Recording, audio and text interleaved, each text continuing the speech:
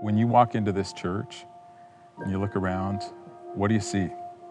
I see happy people, happy families, great kids, good careers, good health. I want to challenge you to look a little bit deeper. Divorce, deaths, illness, wayward kids, addictions, abuse, you name it. It's in here just like it's out there. I thought I was good. I'd been a believer for a long time and was a member of this church, member of a small group. You know, I had a beautiful wife I'd been married to for 24 years. I would do anything for. I had 4 beautiful kids, a growing business, beautiful house in Castro Valley. I thought I was good.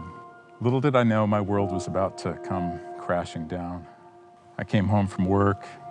My wife took off with my kids, took them out of state, got served with divorce papers.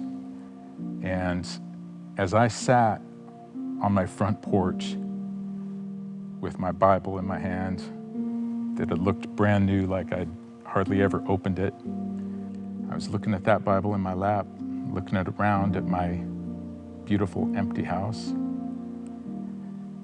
I cried out to God. I said, God, if you're real, you need to show up right now. You know what? He did. When I opened my Bible, boom, there it was. He just started leading me to verse after verse after verse that spoke exactly to where I'm at.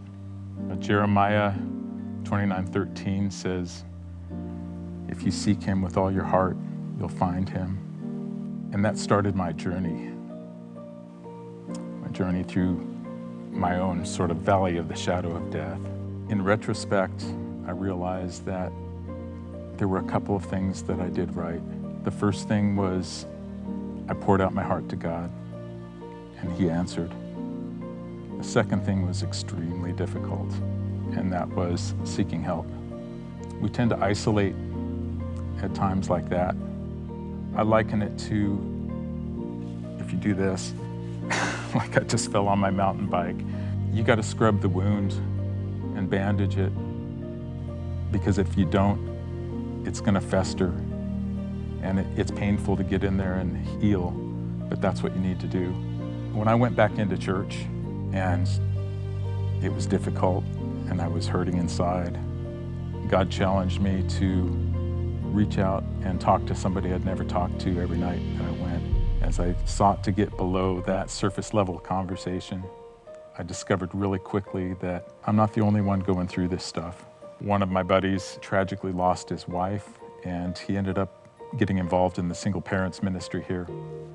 And he said, Kurt, you gotta go. You gotta check this out. And so I was really reluctant.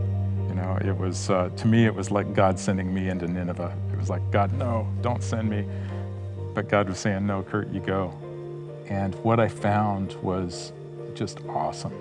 There wasn't judgment, that there were people just like me trying to put back the pieces of their life, after a divorce or the loss of a spouse, and trying to be the best parents they can be. We come in very wounded and not very trusting and dealing with all these emotions. And when you just sit and you listen for a while and then you start talking about things, you realize that these people understand, they know. Now those people to me are family. So here I am 7 years later, have gone through the most difficult time in my life.